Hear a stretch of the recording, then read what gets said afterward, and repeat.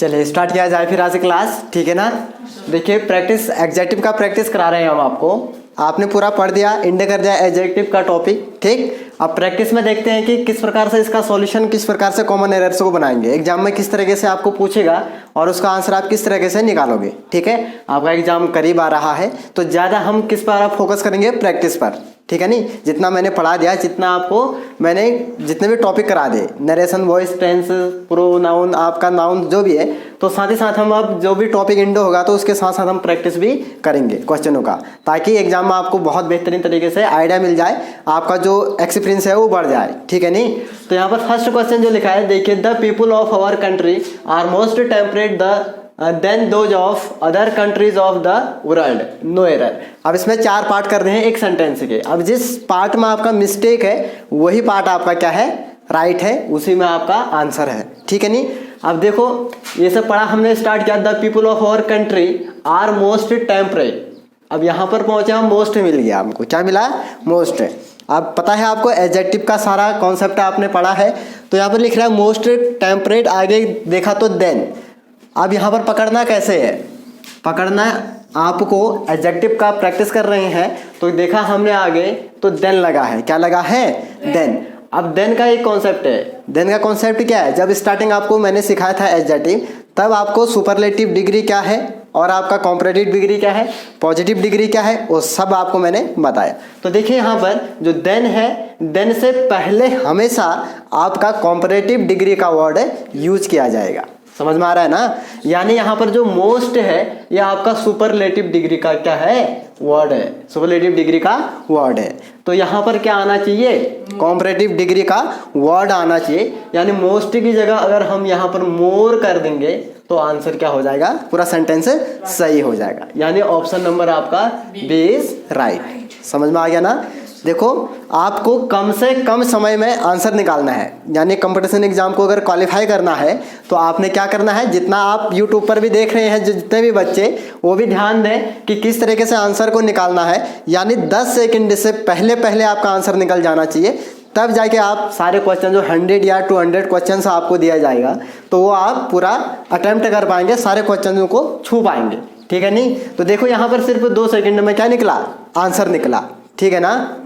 अब next question देखिए, I have always noticed that given an option he prefer tea than coffee, no error.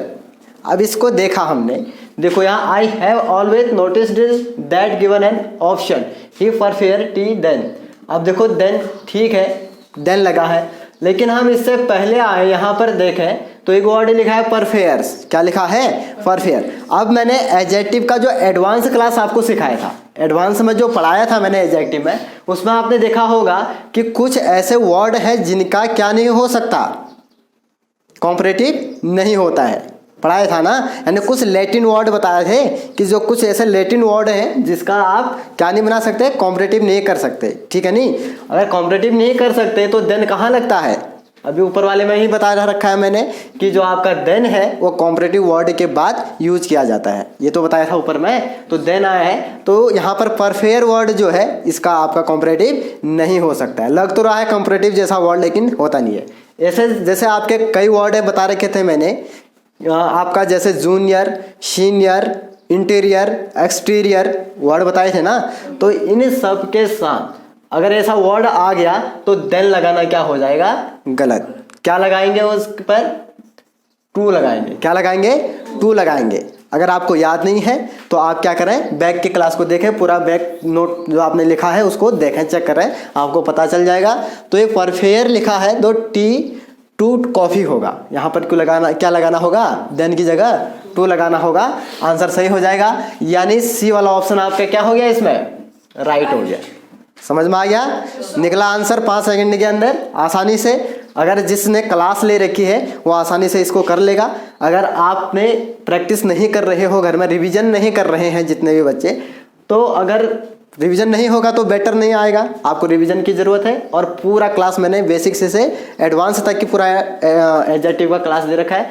Next देखिए, Anis is clever than any other person in his company, no errors. देखिए इसमें अपना थोड़ा सा idea आप भी लगाएं, और जो बच्चे वीडियो देख रहे हैं यूट्यूब पर, वो भी माइंड लगाएं और आप भी माइंड लगाओ जो ऑफलाइन देख रहे हैं, लगाओ इसमें। यानी इज क्लेवर देन, पकड़ दिया होगा कहाँ पर पकड़ना है, यानी आगे पीछे कुछ नहीं देखना है। वो आपने देखना क्या है कि एट फर्स्ट मिस्टेक ऐसा नहीं है कि जहाँ पर आपका कोई एडजेक्टिव वर्ड या डिग्री का वर्ड आ रहा है तो वही आपका आंसर होगा, आंसर ऐसा नहीं निकलेगा। आगे पीछे भी मिस्टेक नाउन प्रोनाउन वर्ड आएंगे उसमें भी हो सकता है, लेकिन पकड़ना एट फर्स्ट कहाँ से है, उसी वर्ड से स्टार्ट करना है जिस पर हम प्रैक्टिस कर रहे हैं एडजेक्टिव से।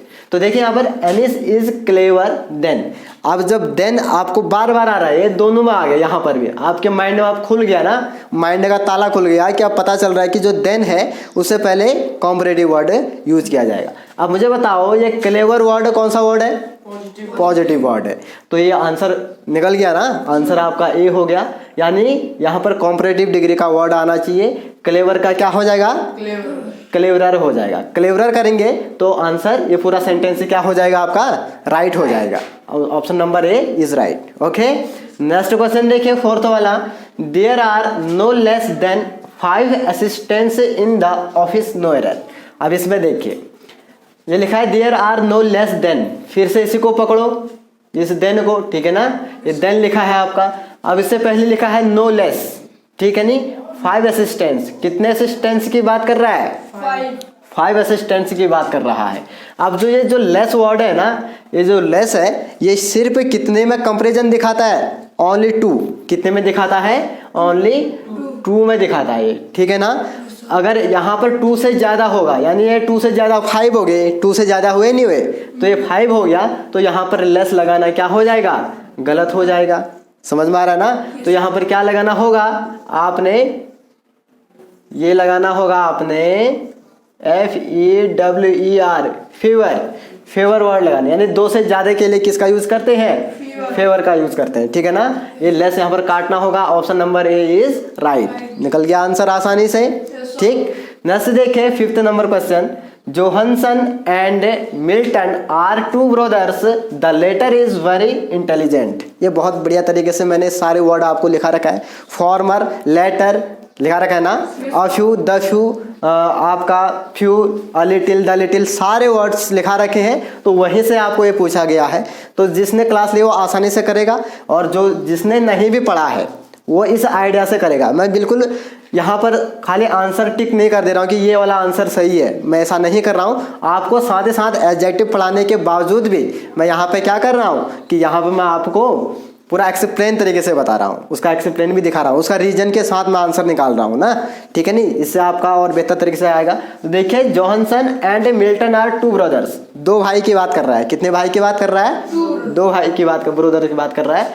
तो देखो the latter is very intelligent. अब 2 भाई में से एक का क्या हो रहा है, कुछ खासियत, कुछ उसका क्या हो रहा है, सिलेक्शन हो रहा है, या कुछ उसकी बातें की जा रही है, उसके खास के बारे में बात की जा रही है ना।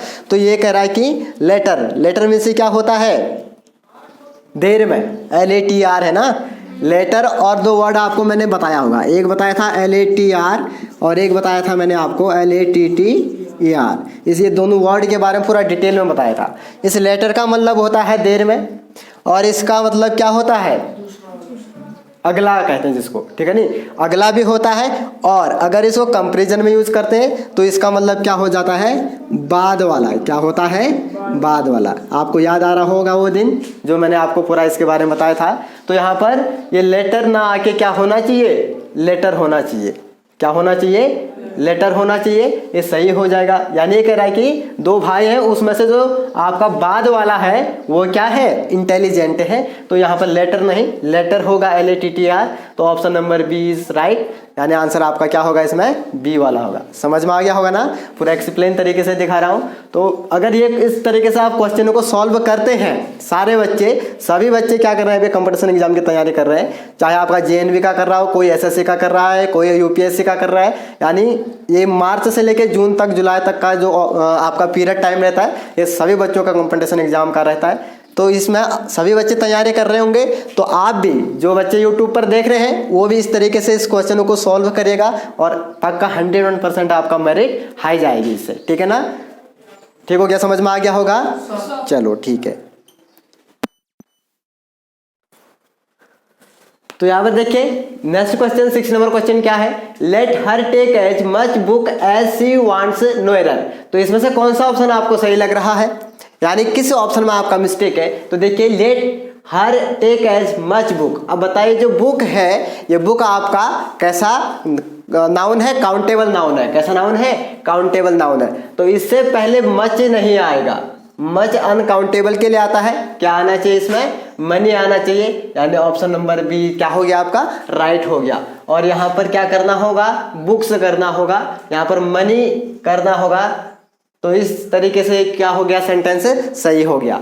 नेक्स्ट देखिए 7th number, my book is cheaper than yours no error. बताओ सारे बच्चे बताओ, पीछे भी वाले बच्चे भी बताओ, सारे ऑफलाइन में जो बच्चे भी पढ़ रहे हैं वो भी बताओ, और साथ ही साथ जो ऑनलाइन भी देख रहे हैं मेरे को वो बच्चे भी मुझे बताएं कि आपको इसमें कौन सा आंसर सही लग रहा है। अब ये सेंटेंस बहुत छोटा है लेकिन ये बहुत थोड़ा सा क्या है, अप्लाइड भी है। आपको लगता है कि जो बड़े बड़े लंबे सेंटेंस हैं वो उसमें ज़्यादा दिक्कत है, ऐसा नहीं है।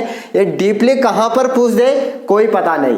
तो सेंटेंस तो छोटा है लेकिन थोड़ा सा आपको इसमें डीपली नॉलेज लेना पड़ेगा, डीपली स्टडी करनी होगी, तब जाके आपको इसका आंसर आएगा। सेंटेंस तो बहुत छोटा है, माई book is cheaper than yours, ठीक है नहीं। तो बताओ, हाँ बताइए, आप बताइए उस कोने से बताओ बच्चे, कौन सा आपको सही लग रहा है इसमें। खेलो ना, और यूट्यूब वाले खेल रहे नहीं खेल रहे मेरे साथ, आ रहा है मजा तो पूरा इसका मजा लीजिए और जिंदगी में इंग्लिश को स्ट्रांग बनाइए। तो देखिए यहाँ पर माई बुक इज चीपर, हाँ यस, बताइए आप क्या कह रहे हैं, हाँ बहुत बढ़िया। तो देखिए यहाँ पर माई book is cheaper than yours, ये है, ठीक है नहीं। तो देखिए जो ये आपका माई book is cheaper than yours, अब ये क्या कर रहा है कि जो योर्स है इससे पहले देन लगा है, क्या लगा है, देन लगा है। अब ये कह रहा है कि आपका माई बुक इज चीपर, मेरी जो बुक है वो क्या है, चीपर देन योर्स, यानी आपकी बुक से। तो देखिए यहाँ पे बुक की बात कर रहा है, योर्स बुक। अब इसकी बुक माई बुक, योर की बुक और माई बुक की क्या हो रही है, यहाँ पर कंपैरिजन हो रहा है ना। तो यहाँ पर क्या होगा कि दोबारा से माई बुक आना चाहिए था, माई book is cheaper than yours book होना चाहिए था। तो देखिए यहाँ पर जो बुक है ये दोबारा आ जा रहा है, ये नाउन वर्ड है आपका।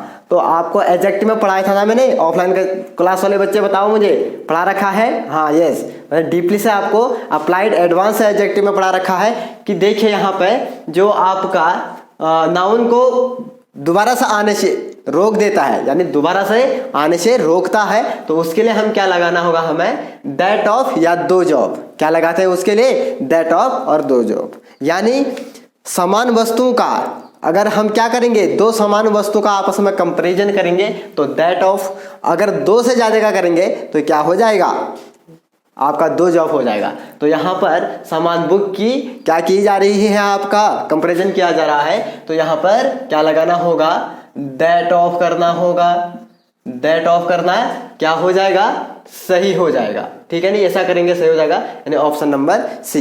यानी आपको मैंने ये बता भी रखा है कि इसका जो कॉन्सेप्ट है, क्या है कॉन्सेप्ट, कि अगर आपका नाउन का रिपीटेशन दोबारा से आ रहा होगा, संभव होगा, तो वहां पर उसको ब्रेक करने के लिए क्या लगा देते हैं, दैट ऑफ और दो जॉब का यूज कर देते हैं। अगर दैट ऑफ कर देते हैं तो ये राइट हो जाता है सेंटेंस, यानी आपका सी ऑप्शन में आपका क्या है, एरर है, तो सी ऑप्शन आपका क्या हो गया, आंसर हो गया।